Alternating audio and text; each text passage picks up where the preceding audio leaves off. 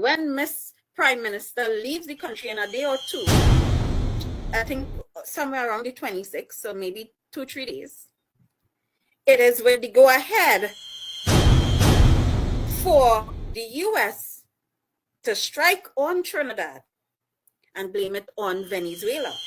That's what I got, because we look right now like dogs, especially where we have a prime minister that seems to not be sober when she open her mouth and speak. Oh my God! As honorable as she would be, this is what seems to be the issue, because you're literally putting target on the backs of your citizens willingly. There are news going around just the other day, like this weekend on here, I saw another article. I think Ernestine might have shared that with you. This individual was pleading for us to put more defense on the waters, because they're indicating that Russia and 1 or 2 others are coming, right, to join the battle that the US want to wage on Venezuela. Because as I mentioned, there's a platform in the Maracaibos that China placed there. That is their invested interest. China is in bed with Russia and Africa. And the alliance is just growing. And he is pleading with us to strengthen our borders. But at the end of the day, you will bring a sword to a gunfight. Many of us might have watched Kung Fu back in the day. And if we had individuals trained like that, maybe a sword would have been ideal. But in this particular scenario, this is a Western midday in the open corral, right?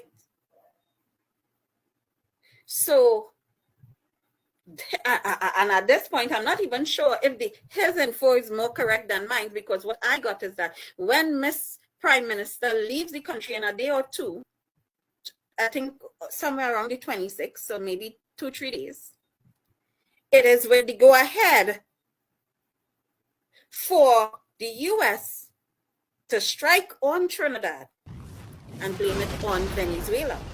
That's what I got. So when I saw his broadcast, I was like, I don't know who information is more correct at this point, but either way, I don't want to be there.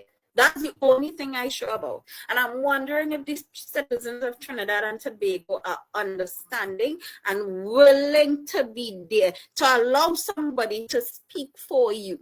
Because what I can tell you is Mrs. Prasad Bisesa does not speak for me.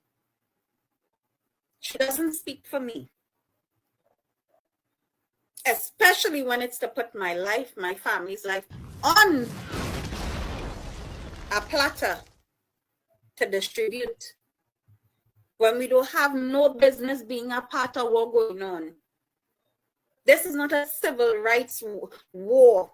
It's not a genocide. And none of these things that demand our input or interaction.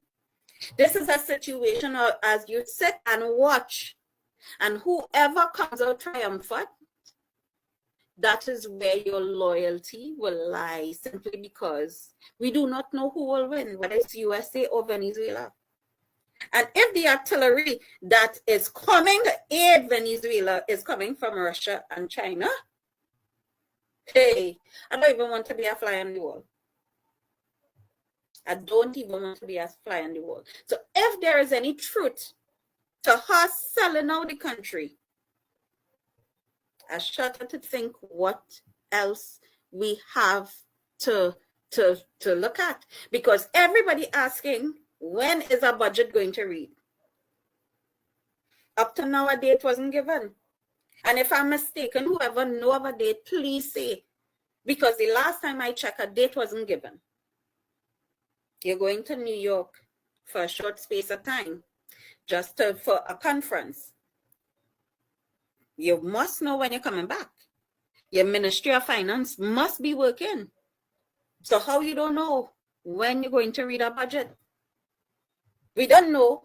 You say it had no money. For the past 20 years, we don't have no money. So we understand that